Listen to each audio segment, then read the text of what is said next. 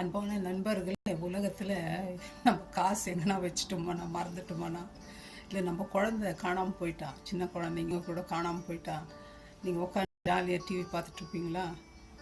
இல்லை, அடுத்த நிமிஷமே ரெஸ்ட்லெஸ் ஆகிட்டு ஓடி அங்கும் அலைஞ்சு எங்கே போவாங்க, திறக்கிறது என்ன, திறக்கிறது என்ன, வெளியே ஓடுறது என்ன, ஃப்ரெண்ட்ஸுக்கு ஃபோன் பண்ணுறது என்ன, போலீஸுக்கு ஃபோன் பண்ணுறது என்ன, நோட்டீஸ் போடுறது என்ன, இப்போ யாராவது கண்டுபிடிச்சா சொல்லும், இப்படியெல்லாம் அழைச்சி அப்படி இல்லை நம்ம கஷ்டப்படும்.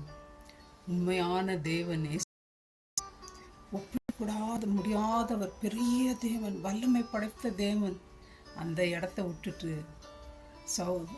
நல்ல லக்ஸுரியாக உட்காந்து அந்த இடத்த விட்டுட்டு எவ்வளோ தூரம் வானத்துக்கும் பூமிக்கும் அவ்வளோ தூரம் இறங்கி வந்து காணாமல் நம்பலை.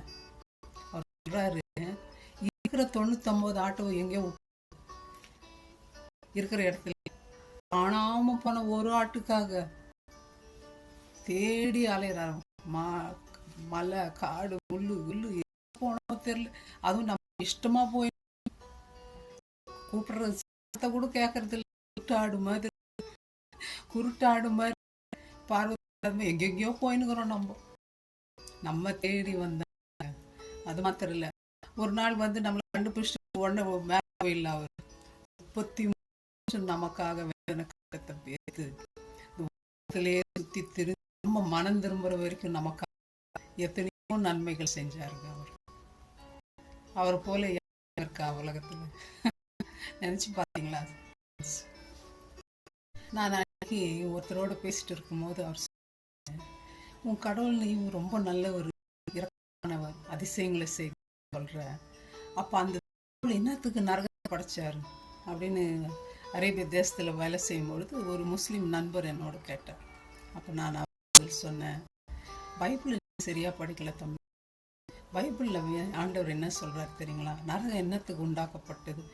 கீழ்ப்படியாத அந்த தூதர்களுக்காக தான் அது உருவாக்கப்பட்டது, நமக்காக இல்லை.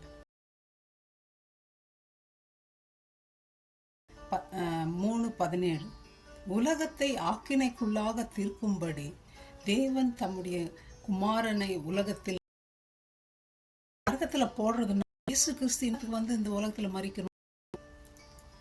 அவராலே உலகம் ரட்சிக்கப்படுவதற்காக சொந்த குமாரன் கூட பார்க்கல, ஒரே நீ உலகத்துல அவர் நரகத்தை அதுக்காக உண்டாக்க நம்ம போய் அங்க படிக்கிறதுக்கா மட்டும் சொல்றத கேட்கறதுக்கு முன்னாடி படிக்கணும். பைபிள் திருப்பி திருப்பி யோசித்து பார்க்கணும், கேட்கணும் என்ன பதில். ஆகவே நம்மளை காப்பாத்துறதுக்கு, நம்மளை தேடி பிடிக்கிறதுக்காகத்தாங்க இந்த உலகம். அதான் அந்த காணாம போன காசை பற்றி ஒரு ஊமை ஆண்டவர் பைபிள்ல. அந்த பெண் என்ன பண்றா, லைட்டை பத்தி தேடி கண்டுபிடி.